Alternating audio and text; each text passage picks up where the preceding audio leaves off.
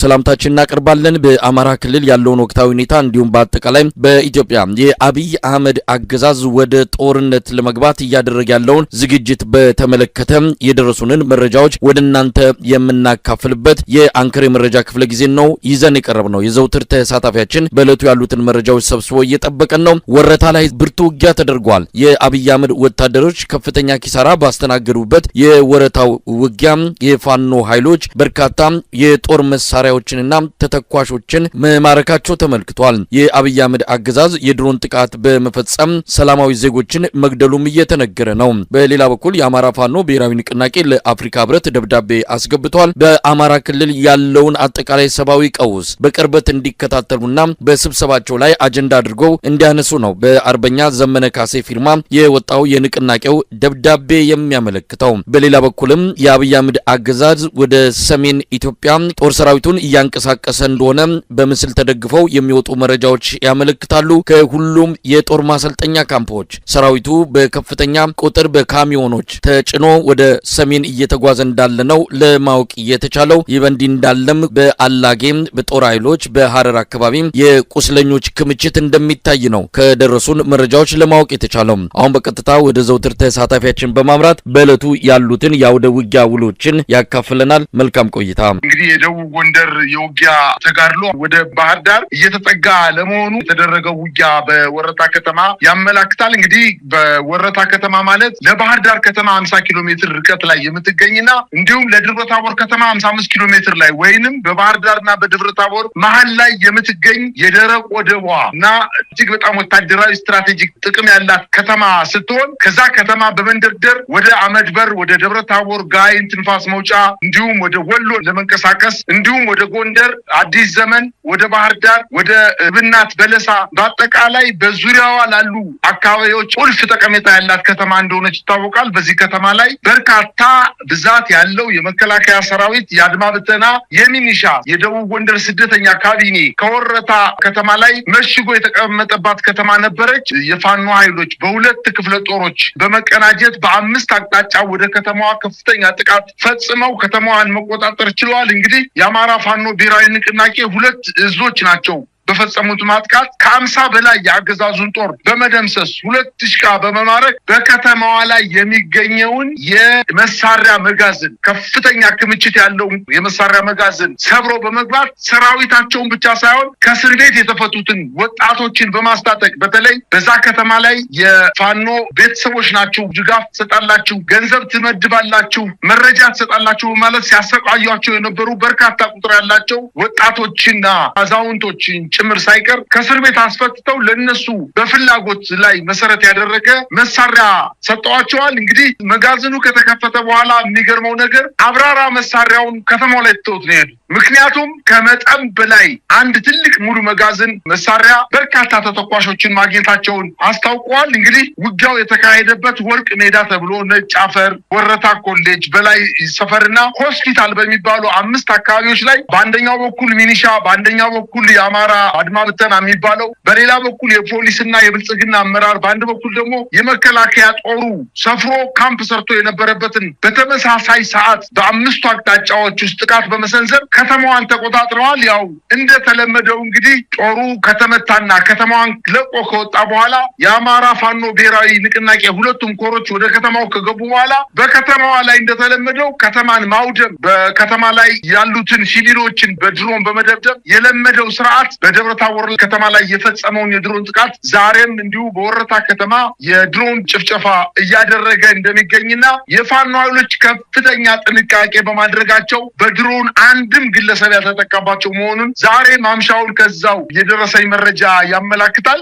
በዚህ አካባቢ እየተደረገ ያለው ጦርነት መከላከያ ሰራዊቱ በብናት በኩል አድርጎ በዩኒቨርሲቲው በኩል አድርጎ ደብረ ታቦርን ለመቆጣጠር ጥረት እያደረገ ባለበት ሰዓት የፋኖ ኃይሎች 55 ኪሎ ሜትር ወደ ባህር ዳር ተጠግተው መጣው እጅግ ወታደራዊ ጠቀሜታዋ ከፍተኛ የሆነችው የወረታን ከተማ መቆጣጠራቸው ትልቅ ድል ነው ማለት ይቻላል። እቺ ከተማ እንግዲህ የአንድ ቀን ምናልባትም የግማሽ ቀን የእግር ጉዞ ተደርጎ ባህር ዳር ከተማ የሚገባባት ከተማ ስትሆን አሁንም የፋኖ ኃይሎች ከተማዋን ለቀው በዙሪያዋ በሚገኘው በተለይ በወረታ ከተማ ዙሪያ የሚገኙ ከተሞችን ተቆጣጥረው ከወረታ ከተማ ግን የሚሰሩትን ስራ ሰርተው መውጣታቸውን ነው መረጃዎች እያመላከቱ የሚገኙት። በሌላ ዜና እንግዲህ ብዛት ያለው የጦር ተሽከርካሪዎች ከአፋር ክልል ተነስቶ የአገዛዙ ጦር ጭፍራን በማቋረጥ ወደ ወልዲያንም እንዲሁ በማቋረጥ ወደ ላሊበላ ሲጓዝ የነበረ በርካታ በዙ 23 በመድፍ በፒፒ ታንኮች ታጅቦ ወደ ላሊበላ ሲንቀሳቀስ የነበረ የአገዛዙ ጦር በፋኖ ኃይሎች የደፈጣ ጥቃት በተለይ የሚኒሊክ ዕዝ የአሳምነው ክፍለ ጦር ሳንቃ ከተማ አቅራቢያ ሲደርስ ከበባ በመፈጸምና በተለያየ ቦታ በመቁረጥ ጉዳት ከማድረሳቸው በተጨማሪ አብዛኛው ሰራዊት መደምሰሱን ነው መረዳት የተቻለው። በዚህ አካባቢ እንዲሁም ገነቴ በምትባለው ከተማም እንዲሁ የፋኖ ኃይሎች ጥቃት ሰንዝረው በአገዛዙ ጦር ላይ ጉዳት እንዳደረሱ ነው መረጃዎች እያመላከቱ የሚገኙት። በሌላው አቅጣጫ እንዲሁ በእብናት፣ በለሳ፣ በደራ፣ እስቴ፣ ስማዳ ጨምሮ በደቡብ ጎንደር የሚገኙ 18 ወረዳዎች ላይ የፋኖ ኃይሎች ጥቃት ሰንዝረው አንዳንድ ቦታ ላይ የአገዛዙ ጦር በመከበቡ ምክንያት ለቆ ወደ ወረታና ወደ ወረታ ከሸሸ በኋላ እነዚህን 18 ወረዳዎች መቆጣጠራቸው ይታወቃል። በእነዚህ ከተሞች ላይ ያለው የሚሊሻ ኃይል የአማራ ፋኖ ብሔራዊ ንቅናቄ ባወጣው አዋጅ መሰረት እጅ በሰላማዊ መንገድ እየሰጡ እንደሆነና ትጥቃቸውን ይዘው ወደ ቤተሰቦቻቸው እንዲሄዱ ፍላጎት ያላቸው ከፋኖ ኃይሎች ጋር ሆነው አገዛዙን ለመውጋት ፍቃደኛ የሆኑትን ብቻ የተወሰነ ስልጠና በመስጠት ወደ ፋኖ ኃይሎች የተቀላቀሉ እንደሆነ፣ ነገር ግን አብዛኛው በደቡብ ጎንደር የሚገኘው የሚሊሻ ኃይል ፈርሶ የፋኖ ኃይሎችን መቀላቀሉን ነው መረጃዎች እያመላከቱ የሚገኙት። ብልሃት የተሞላበት አዋጅ በማውጣት ከፍተኛ ቁጥር ያለው ሰራዊት ወደ ፋኖ ኃይሎች እንደተቀላቀለ ነው መረጃዎች እያመላከቱ የሚገኙት። መሳይ በጣቁሳና በአለፋ ወረዳ እንዲሁ በደልጊ ከተማና በሻውራ ከተማ የነበረው የአገዛዙ ጦር በተለይ ከቋራ ደለጎ አካባቢ የነበረው ሰራዊት በእነዚህ በአራት ክፍለ ጦሮች ወደ ቋራ እና አለፋ አካባቢ የሚንቀሳቀሱ አራት ክፍለ ጦሮች በጋራ በአራት ቀን በፊት ባደረጉት ማጥቃት የቋራን አካባቢ ሙሉ በሙሉ ለቆ ወደ አለፋ ወረዳ ጋዝጌ፣ ደንገልበር፣ አጸደ ማርያምና ሻውራ ከትሞ የነበረው የአገዛዙ ጦር ተከትለው በመምታት አሁን ከሻውራ ተነስቶ ድኩል አርባ ከተማ ላይ የተወሰነ መከላከል ቢያደርግም የፋኖ ኃይሎች ተከትለው በመምታት ድኩል አርባ ከተማን አስለቀው አሁን ወደ ደልጊ ከተማ ከሸሸ በኋላ አሁን ስንቁን እና ጓዙን ጠቅልሎ ወደ ጎንደር ከተማ በሽሽት ላይ እንደሆነ መረጃዎች ያመላክታሉ። እንግዲህ የአለፋና የጣቁሳ ወረዳ አመራር ባገኘው አጋጣሚ በትንንሽ ጀልባዎች ኩንትራት በመያዝ ወደ ባህር ዳር ወደ ቁንዝላ ወደ ተባለው ወደ ደሴቶች አካባቢ ሽሽት ላይ መሆናቸውን ነው መረጃዎች እየደረሱ ያሉት። በአማራ ክልል አጠቃላይ ከሰሞኑ እየተደረጉ ባሉ ውጊያዎች የአገዛዙ ጦር አጠቃላይ የውጊያ መዛባት እንደደረሰበት ነው መረጃዎች እያመላከቱ የሚገኙት። መሳይ አጠቃላይ ሁኔታ በአገዛዙ መንደር የፈጠረውን ድንጋጤ በተለያየ መረጃ ምንጮች እንዳረጋገጥ ነው የሚቋቋሙት አይደለም። መፍትሄም የሚያገኙለት በራሳቸው ጊዜ ትቶ ለመውጣትም ጊዜው የረፈደባቸው ይመስላል። ከዚህ በኋላ እድል ከአብይ አህመድ ጎን እንደማትሆን በብዙ ነገሮች እየታየ ይገኛል። ዛሬ ወረታ ላይ የተረጋገጠው የሚሆነው በድሮን ነው ሲያጠቃ የነበረው የአካባቢ ሚሊሻና አድማ በታኝን ብቻ እያሰለፈ ከፊት ለፊት የአማራውን ክልል ጦርነት እገፋዋለሁ ብሎ የቀየሰበት አዲሱ ስልቱም እንደዚሁ ከፍተኛ ኪሳራ እያደረሰበት እንደሚገኝ ነው። በሌላ በኩል ከኤርትራና ከትግራይ ኃይሎች ጋር ጦርነት ውስጥ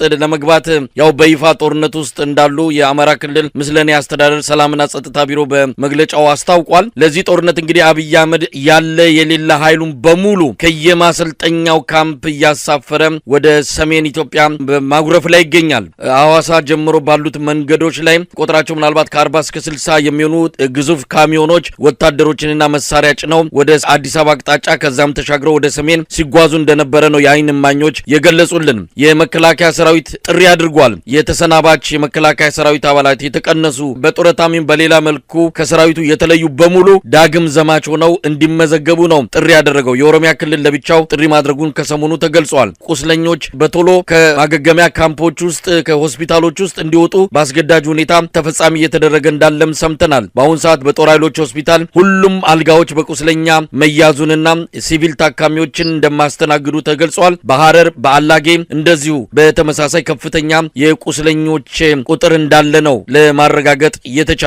በአጠቃላይ አብይ አህመድ በሰሜን ኢትዮጵያ ለሚያፈነዳው ጦርነት የተለያዩ ዝግጅቶችን እያደረገ እንደሆነ ነው ምልክቶችን እያየን ያለ ነው። መሳይ ከሰሞኑ የሀገሪቱ የወታደራዊ ካውንስል የሚባለው ምክር ቤቱ በየቀኑ ስብሰባ እያደረገ የሚገኘው እሱ ብቻ አይደለም። በጠቅላይ ሚኒስትር ጽሕፈት ቤት የወታደራዊ ካውንስሉንና የብሔራዊ መረጃና ደህንነት አባላትን በዙም ስብሰባ በሳምንት 7ቱንም ቀን ሙሉ ስብሰባ እያደረጉ እንደሆነና ጭንቀት ውስጥ እንደገቡ የወታደራዊ ጄኔራሎች የሚያቀርቡት ሪፖርት አንደኛው ከአንደኛው ጋር የሚጣረስ ነገር ግን አይናቸውን ጨፍነው ወደ ትግራይ ክልል ጦርነት ለመክፈት ዝግጅት ላይ ብቻ መሆናቸው ሳይሆን አጠቃላይ የሀገሪቱን 11 እዞች ወደ ሰሜን ቀጠና በተለይ በዋናነት በወልቃይት፣ በጸገዴ፣ በጸለምት እንዲሁም በራያ በኩል በአፋር በኩልም እንዲሁም ከኤርትራ ጋር ሰራዊቱን በተለይ ስትራቴጂክ የሚባሉ የጦር መሳሪያዎችን ከፍተኛ የሆነ ቁጥር ያለው ከባባድ መሳሪያዎችን ወደዛ ቀጠና እያሻገረ እና እያጓጓዘ እንደሆነና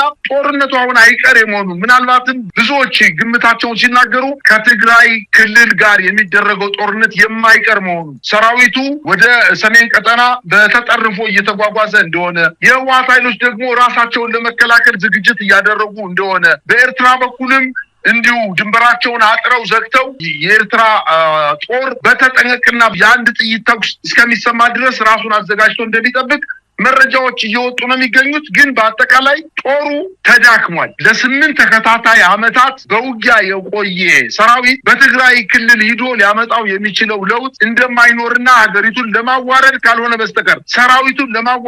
በስተቀር የተመላሽ ሰራዊት ቦርድ የነበሩ ሰራዊት በጦርነት እግራቸው የተጎዳ እጃቸው መላጭ መሳብ የማይችል አይናቸው የተጎዳ በጣም በርካታ ጉዳት የደረሰባቸው የሀገሪቱ የመከላከያ የአድማ ብተና የፖሊስ ሌሎችም ወታደራዊ ቀመስ ስልጠና የወሰዱ ኢትዮጵያውያን ከውትድርና ዓለም ወጥተው ሰላማዊ ኑሮ ሲኖሩ የነበሩ ዜጎችን ወደ ጦርነት ቀጠና ለማስገባት በኦሮሚያ ክልል ደግሞ ሰራዊቱ ሙሉ በሙሉ ነቅሎ በመውጣቱ በኦሮሚያ ክልል የሚገኙ ደግሞ ወታደር ቀመስ ስልጠና የነበራቸው ነገር ግን ከሰራዊቱ በተለያየ ምክንያት የተሰናበቱትን እኛ የተለየ ትልቅ ግዳጅ አለብን ወደ ትግራይና ወደ ኤርትራ ዘመቻ ሰራዊቱ ስለሚሄድ ኦሮሚያ ክልልን በእናንተ ኃላፊነት እስከምንመለስ ድረስ ጥበቃ ማድረግ አለባችሁ ብሎ ማሳሰቢያ እየሰጠ ነው። እንግዲህ በሰራዊት ብዛት የዳነ ንጉስ የለምና ጦርነቱ ከተጀመረ የብልጽግና ስርዓት የሚያልቅበት ምናልባትም በመንግስቱ የማይቆይበት ክስተት ይፈጠራል የሚል እምነትን ያለኝ መሳይ። እንግዲህ በጣም የሚያናድደው ደግሞ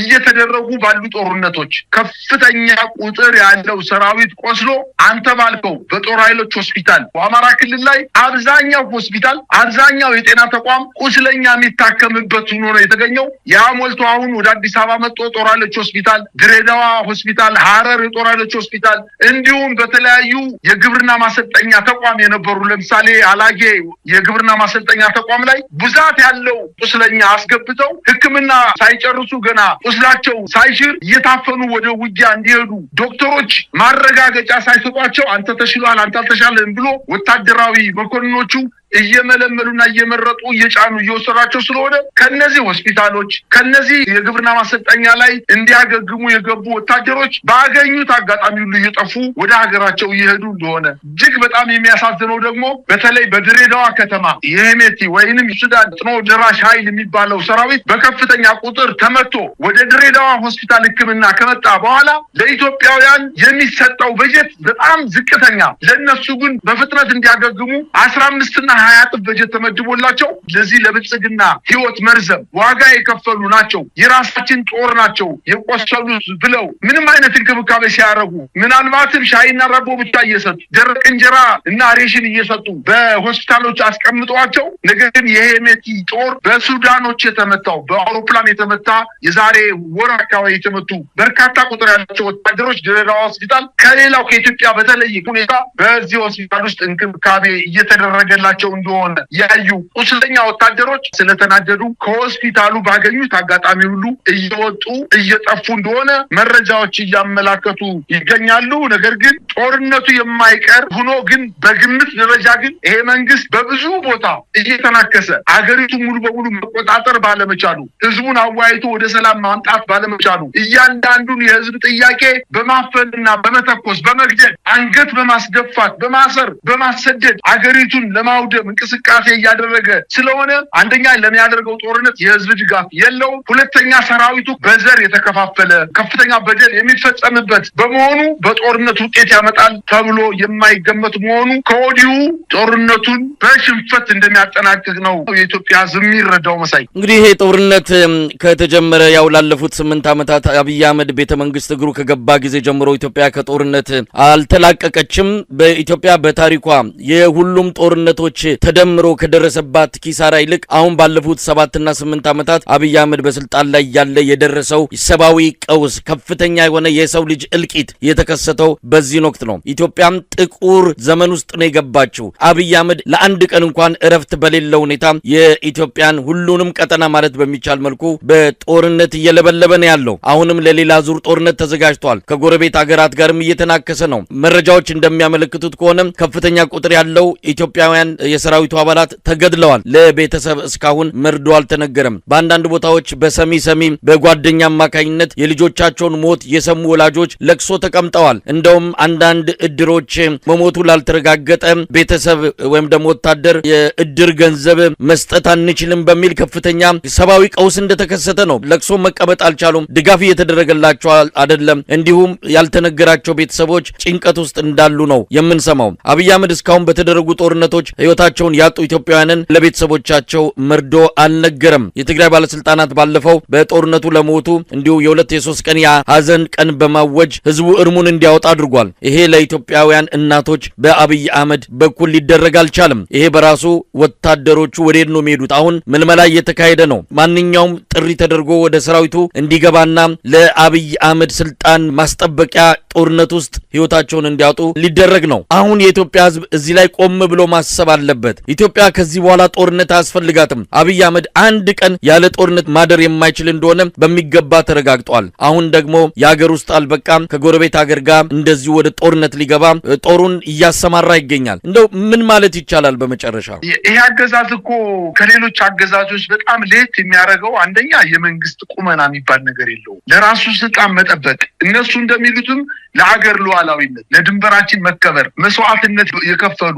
እያለ በሚዲያ ዲስኩር ሲነዛ፣ ነገር ግን አንደኛ የሞቱትን ሰዎች እንኳን በአግባቡ እርግጠኛ ሁኜ መናገር የምችለው እነዚህን ሰዎች የሞቱትን ሰዎች አይደለም ቤተሰቦቻቸው ራሱ መንግስት ዳታ ወይም መረጃ የለውም። አንደኛ በሚሄድበት የውጊያ ቀጠና ምን ያክል ጦር ይዞ በክፍለ ጦር ተደራጅቶ በእዝ ተደራጅቶ በመቶ በሻምበል ተደራጅቶ እንቅስቃሴ እያደረገ ነው የሚል እምነት የለኝም። ሚኒሻው አብሮ ተደባልቆ ነው የሚኖረው። የኦሮሚያ ልዩ ኃይል የሚባለው ወይም አድማ ብተና የሚለው አብሮ ሄዶ መከላከያ ዩኒፎርም ለብሶ በአማራ ክልል ዘመቻ አድርጎ እንቅስቃሴ እያደረገ ነው። ሌሎችንም ኃይሎች መደበኛ የሆኑ ኃይሎች ከመከላከያ ጋር ተቀላቅለው ውጊያ እያደረጉ ስለሆነ ማንኛው ሞተ ማንኛው ቆሰለ የሚለው መረጃ ራሱ መንግስት ያለው አይመስለኝም። ይሄን ያክል ነው ለሰራዊቱ አንድ ህይወታቸውን እየገበሩለት ላሉት ወጣቶች እንኳን ክብር የሌለው ቤተሰቦችን እንኳን 15 እና 20 ሺህ ብር ሰጥቶ ልጅሽ ለሀገር መስዋዕትነት ከፍሏል ብሎ በሐሰትም ቢሆን እንኳን የሞተውን ሰው በክብር ለቤተሰቦቹ መርዶ ለመንገር እንኳን ፍቃደኛ ያልሆነ መንግስት በመሆኑ ሰራዊቱ ይህን በደንብ አድርጎ የተገነዘበ በመሆኑ ምናልባት አሁን ወደ ትግራይ አካባቢ ገዛም ማለፍ ሲል ወደ ኤርትራ አካባቢ ሄዶ ጦርነት እንዲከፍት ከሆነ እኔን ያየ ተቀጣ ነው። ነገ በኔ ነው።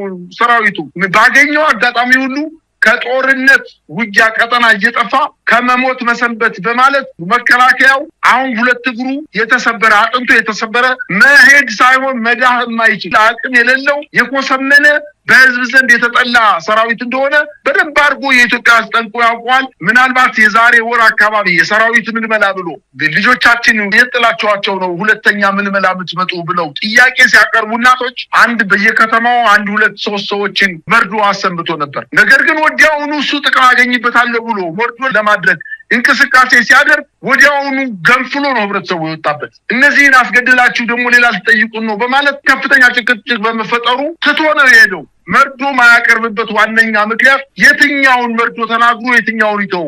መንግስት በአማራ ክልል ፋኖ ሆኗል። ኃላፊነት የሚሰማው መሳይ በደብረታቦር ከተማ ላይ 8 ሰዓት እስከ 10 ሰዓት በተደረገ ውጊያ 22 ጊዜ ነው ድሮን በከተማዋ ላይ አይጣለው። ፋኖዎችን ለመምታት አይደለም፣ የመንግስት ተቋማትን፣ ጤና ጣቢያዎችን፣ ራሱ የብልጽግና ጽሕፈት ቤት ህንፃዎችን፣ ሌሎችንም ገቢዎች ጽሕፈት ቤትን እና በርካታ ህንፃዎችን በድሮን የደበደበበት ዋነኛ ምክንያት እያንዳንድ ጎንደርም፣ ባህር ዳርም፣ ደብረ ማርቆስም፣ ደብረ ብርሃንም ሌሎችም የዞን ከተሞች ላይ ፋኖ የሚገባ ከሆነ ከተሞችን እንደዚህ ስለምናወድምባችሁ አርፋችሁ ተቀመጡ ብላችሁ ልጆቻችሁን ወደ ከተማ እንዳይገቡ ለማለት ነው ድብደባ ሲፈጽም የነበረው። በዋናነት ከተሞችን አውድሞ ህብረተሰቡ ከፋኖ ጋር ያለውን አንድነት እንዲበጠስ ለማድረግ ነው አቅዶ እየሰራ ያለው። ነገር ግን ኃላፊነት የተሰማው የፋኖ ኃይል ደግሞ ህዝባችን ከሚያልቅ ከተማዋን እንልቀቃት፣ ሰራዊታቸውን ወደ ኋላ አስበው ደብረታቦር ከተማን ቁጥጥር ሲያደርጉ የነበሩት የፋኖ ኃይሎች ኃላፊነት የሚሰማቸው መሆኑን የአማራ ፋኖ ብሔራዊ ንቅናቄ ለአፍሪካ ህብረት 39ኛ መደበኛ ስብሰባ ላይ የአገዛዙ ጦር በአማራ ክልል እየፈጸመ ያለውን አጠቃላይ ወንጀል በድርጅቱ ሊቀመንበር ፊርማ የወጣው መግለጫ ያሳስባል እኮ። እየተፈጸመው ባለው ሰብአዊ መብት እና ወታደራዊ ወንጀሎችን አስመልክቶ ለውይይት አጀንዳ አድርጎ የአፍሪካ ህብረት እንዲወያይበት በማለት መግለጫ ሰጥቷል። ለቀጠናው አደገኛ የሆነ መንግስት እንደሆነ ለአማራ ብቻ ሳይሆን በቀጠናው በተለይ በሱዳን በቀጥታ እጁን አስገብቶ ማሰልጠኛ ተቋም ገንብቶ በአፍሪካ ህብረት በዓለም አቀፍ ደረጃ የተወገዘው የሐምዳን ዳጋሎን ጦር በሱዳን ላይ ከፍተኛ ጭፍጨፋ እየፈጸመ ያለ ጦር ኢትዮጵያ ውስጥ ማሰልጠኛ መስርቶ ኢትዮጵያውያንን ለዚህ ውጊያ ሰልጥነው ወደ ሱዳን ሄደው እንዲዋጉ ለማድረግ እንቅስቃሴ እያደረገ ያለ መንግስት ለኢትዮጵያ ሊሆን አይችልምና ይሄንን መንግስት በይፋ እንድታወግዙ በማለት ንጹሃንን እያሸበረ እንደሆነ በተለይ በአማራ ክልል የዘር ማጥፋት ወንጀል የፈጸመ መንግስት እንደሆነ የኢትዮጵያን ህዝብ አጠቃላይ ከቤት ንብረቱ እያፈናቀለ ቤት ንብረቱን እያወደመ ያለ ስርዓት እንደሆነ ሕክምና ከልክሎ የራሱን ሰራዊት መንግስት ሳይሆን የኢትዮጵያ ህዝብ በገነባቸው የሕክምና ተቋማት ላይ የኢትዮጵያ ህዝብ ባስተማራቸው ዶክተሮች ላይ ወታደሮችን ብቻ እንዲያክሙ በማድረግ ሕክምና ከልክሎ እንደሚገኝ በማለት አስገድዶ የሚደፍር በርካታ የአማራ ክልል ተወላጅ እናቶች፣ ህጻናት፣ እህቶቻችንን በጅምላ የሚደፍር መንግስት እንደሆነ ህብረቱ በአደባባይ ጦርነቱን እንዲያወግዝ በማለት ማሳሰቢያ ሰጥተዋል። ጉዳቱ ለደረሰባቸውም የሰብአዊ እርዳታ እንዲደርሳቸው ለማለት የመከላከያ ጦሩም ከአማራ ክልል እንዲወጣ ዲሞክራሲያዊ ሽግግር እንዲፈጠር በይፋ በመንግስት ላይ ጫና እንድታደርጉ በማለት መግለጫ ሰጥተዋል። በዶክተር ቴዎድሮስ አዳኖም የሚመራው የዓለም አቀፍ የጤናው ድርጅት በአማራ ክልል በሚደረጉ ጦርነቶች የመንግስት ታጣቂዎች በህክምና ባለሙያዎችና በህክምና ተቋማት ላይ እየፈጸሙ ያሉት ግድያና ውድመት የዓለም አቀፍ ድርጅቶች እንዲያወግዙ በማለት መግለጫ ሰጥቷል። እንግዲህ የዶክተር ቴዎድሮስ አዳኖም የዓለም የጤና ድርጅት ዋና ዳይሬክተር መልእክት ከሰሞኑ መነጋገሪያ ሆኗል። በትክክልም በአማራ ክልል የጤና ባለሙያዎችን ለይቶና ነጥሎ የሚገድል የመንግስት ታጣቂ ኃይል እንዳለ ከዚህ በፊት ስንገልጽ ቆይተናል። 6 ዶክተሮች በተመሳሳይ ግድያ ተፈጽሞባቸው ከፍተኛ የጤና ባለሙያ እጥረት ላለበት ክልል ሌላ ተጨማሪ አደጋ መከሰቱን ነው እንግዲህ እየተረዳን ያለነው። ይህንንም አስመልክተው ዶክተር ቴዎድሮስ አዳኖም ስጋታቸውን ገልጸዋል። የጤና ባለሙያዎች ግድያ እንዳሳሰባቸው ነው የጠቀሱት። ያው ዝግጅታችንን እያበቃ እንሄዳለን። የአብይ አህመድ ጦረኛ ፖሊሲ እንግዲህ ከአፍሪካ ህብረት ስብሰባ መጠናቀቅ በኋላ ምን ሊያደርግ ይችላል የሚለው ያነጋገረ ነው። የሮይተርስን ዘገባ ተከትሎ የአፍሪካው ቀንድ ወደ ሌላ ቀውስ ውስጥ መግባቱን በተመለከተ አሜሪካ ጭምር ስጋቷን የገለጸችበት እንዲሁ 3 ሴናተሮች ጉዳዩን በቅርበት እየተከታተሉ እንዳሉና የተባበሩት አረብ ኤሚሬትስ ላይ ማዕቀብ እንዲጣል ጭምር ሀሳብ እያቀረቡ ያለበት ሁኔታ ነው የምንከታተለው። በሌላ በኩል ምጽዋ የተያዘችበትን 35ኛ ዓመት ለማክበር በምጽዋ የተዘጋጀ አንድ በዓል ነበረ። እዛ በዓል ላይ በመድረክ የቀረበ አንድ የኪነት ዝግጅት ነበረ። በዛ ላይ መልእክቱ በዋናነት የቆጡን ላውርድ ብላ የብብቷን ጣለችው በሚል የሚገለጽ ግጥም ሁሉ እንደቀረበ ነው የሰማነው። እንግዲህ የቆጡን ላውርድ ብላ ብብቷን ጣለች የሚለው መልእክት ቀጥታ ለአብይ አህመድ እንደሆነ ነው። አሰብን ሲያለም አዲስ አበባን እንዳያጣ የሚል መልእክትም አድርገን ልንወስደው እንችላለን። የያዘውን በትክክል አልያዘም ሌላ ይመኛል ብለው ነው ኤርትራውያን በግጥምና በኪነ ጥበብ አቋማቸውን፣ ስሜታቸውን እየገለጹ ያሉት። ኤርትራ ቀደም ሲል አንተም እንደገለጽከው ጦሯን